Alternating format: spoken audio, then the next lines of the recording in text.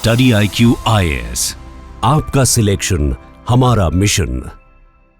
1910 से पहले माना जाता था कि हमारी अर्थ आज जैसी है हमेशा से वैसी ही थी, यानी कि सभी कॉन्टिनेंट्स और ओशंस की पोजीशन हमेशा फिक्स थी। लेकिन एक रेवोल्यूशनरी आइडिया ने इसको बदल के रख दिया। इमेजिन करें कि आप ग्रीनलैंड की एक आइस शीट पर रहते हैं जो समुद्र में फ्लोट कर रही है। डेली आपका कैंप अपनी ओरिजिनल पोजीशन से मीलों दूर चला जाता है। जी हाँ दोस्तों, यही कुछ एक्सपीरियंस किया एल्फ्रेड वेगनर ने। आज हम बात करेंगे एक ऐसे साइंटिस्ट की जिसने सबको हिला दिया अपनी एक धमाकेदार थ्योरी के साथ, कॉन्टिनेंटल ड्रिफ्ट थ्योरी, जो अर्थ साइंस की सबसे बड़ी थ्योरी साबित हुई। एल्फ्रेड वेगनर से पहले 1500 में जब वर्ल्ड मैप को एक्यूरेटली बना लिया गया, तब एक मैप मेकर अब्राहम ऑर्टिलियस ने ऑब्जर्व किया कि अफ्रीका और साउथ अमेरिका की कोस्ट लाइन एक पजल की तरह फिट होती दिखती है। फिर 1800s में एंटोनियो स्नाइडर पेलेग्रिनी भी ये कहने लगे कि कॉन्टिनेंट्स एक दूसरे से अलग हो गए किसी कैटास्ट्रोफिक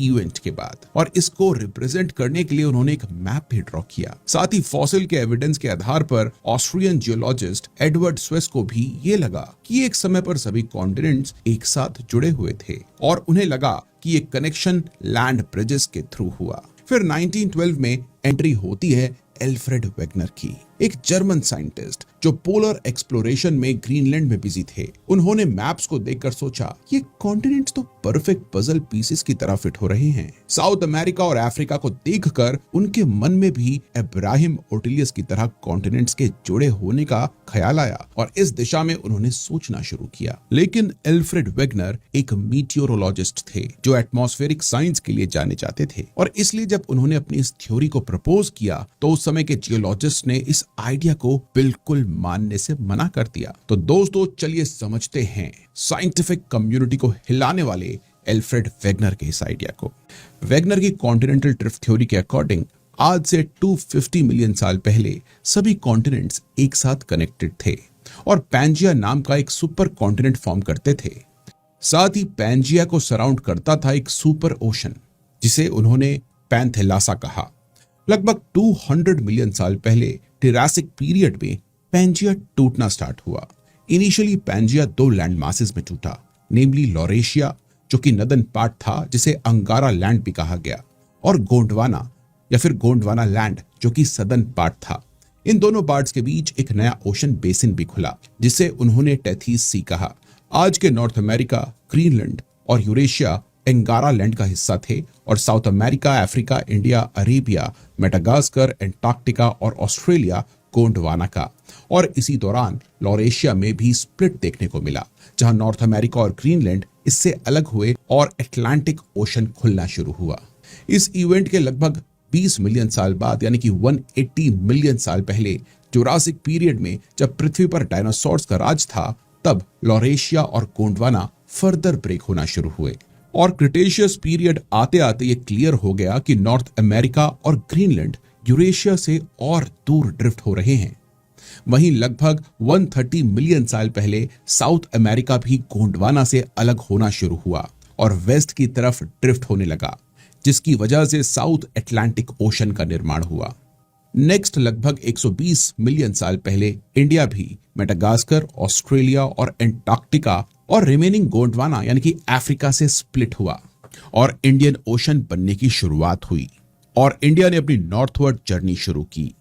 अब आज से लगभग 85 मिलियन साल पहले ऑस्ट्रेलिया और एंटार्क्टिका भी स्प्लिट हुए, और ऑस्ट्रेलिया धीरे धीरे ईस्ट की तरफ ड्रिफ्ट होना शुरू हुआ, और लगभग 50 मिलियन साल पहले इंडिया यूरेशिया से जा टकराया और हिमालयाज फॉर्म हुए, और हमें आज के करंट कॉन्टिनेंट्स की पोजीशन देखने को मिली। लेकिन दोस्तों आज भी कॉन्टिनेंट्स ड्रिफ्ट कर रहे हैं। एग्जाम्पल के तौर पर नॉर्थ अमेरिका आज भी वेस्ट की तरफ 2.3 सेंटीमीटर पर ईयर की स्पीड से ड्रिफ्ट कर रहा है। ऐसे ही साउथ अमेरिका भी 3.4 सेंटीमीटर पर ईयर की स्पीड से ड्रिफ्ट कर रहा है, और इंडिया भी यूरेशिया में और कोलाइड कर रहा है, जिसकी वजह से हिमालयस की हाइट बढ़ रही है। अब एल्फ्रेड वेगनर ने अपने इस हाइपोथेसिस को प्रूव करने के लिए 5 मेन एविडेंसेस दिए। सबसे पहला एविडेंस था कॉन्टिनेंट्स की शेप, जो एक दूसरे के साथ पजल की तरह फिट हो रहे थे, जिसे उन्होंने जिगसॉ फिट कहा। और उनके हिसाब से क्योंकि सभी कॉन्टिनेंट्स पहले एक साथ थे, इसलिए उनकी कोस्ट लाइन एक दूसरे के साथ परफेक्टली फिट होती है। नेक्स्ट नेक्स्ट उन्होंने पाया कि ओशंस के अक्रॉस अलग अलग कॉन्टिनेंट्स में सेम फॉसिल्स देखने को मिल रहे हैं। उन्होंने देखा कि मेसोसॉरस नाम के डायनासोर का फॉसिल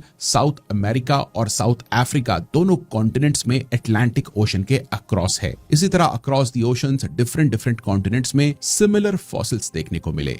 उनका तीसरा एविडेंस था रॉक्स। सेम तरह की रॉक्स भी फॉसिल की तरह अक्रॉस दी ओशंस उन्हें देखने को मिली। एग्जाम्पल के तौर पे उन्होंने कहा कि एपलेचियन माउंटेन्स जो नॉर्थ अमेरिका में हैं, उनका रॉक टाइप और स्ट्रक्चर यूरोप के स्कॉटिश हाईलैंड के साथ मैच करता है, जैसे ये माउंटेन्स एक ही चेन का हिस्सा हों। ऐसे रॉक्स का अलाइनमेंट तभी पॉसिबल है जब दोनों एक ही लैंडमास का पार्ट रहे हों और लेटर अमेरिका ड्रिफ्ट करके अटलांटिक ओशन के अपोजिट साइड पर चला गया हो। उनका चौथा एविडेंस था ग्लेशियल डिपॉजिट्स। उनके according south America, Africa, India और ऑस्ट्रेलिया जैसी जगहों पर सिमिलर टाइप्स के ग्लेशियल डिपॉजिट्स मिलते हैं, जिन्हें टिल्स या फिर टिलाइट्स कहा जाता है, जो बताते हैं कि ये सभी कॉन्टिनेंट्स कभी साउथ पोल के आसपास क्लस्टर्ड थे। जब पैंजिया का ब्रेकअप हुआ तो ये कॉन्टिनेंट्स अपनी करंट ट्रॉपिकल और टेम्परेट पोजीशन में ड्रिफ्ट हो गए, लेकिन ग्लेशियर्स के एविडेंस अभी भी इन कॉन्टिनेंट्स पर मौजूद हैं।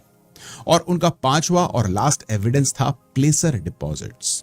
देखिए, प्लेसर डिपॉजिट्स बेसिकली मिनरल डिपॉजिट्स होते हैं जो पानी के फ्लो से एक जगह इकट्ठा यानी कि डिपॉजिट हो जाते हैं।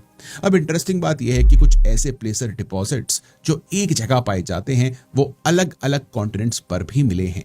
फॉर एग्जाम्पल, गोल्ड जैसे वैल्यूएबल मिनरल्स का प्लेसर डिपॉजिट्स साउथ अमेरिका और अफ्रीका के कोस्टल रीजन्स में मिला है। आज साउथ अमेरिका के ईस्ट कोस्ट पर गोल्ड अफ्रीका से ही आया होगा, क्योंकि साउथ अमेरिका में इस गोल्ड का कोई और सोर्स नहीं है।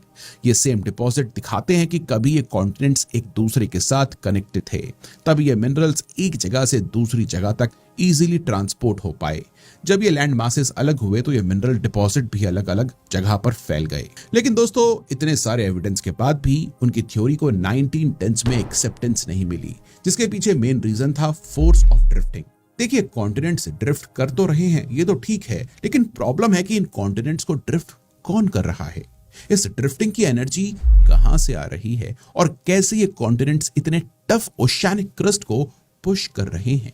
इनके अकॉर्डिंग इन कॉन्टिनेंट्स को मूव करने की फोर्स दो जगह से आ रही है। पहली थी रोटेशन ऑफ अर्थ, जिसे उन्होंने पोलर फ्लीइंग फोर्स का नाम दिया।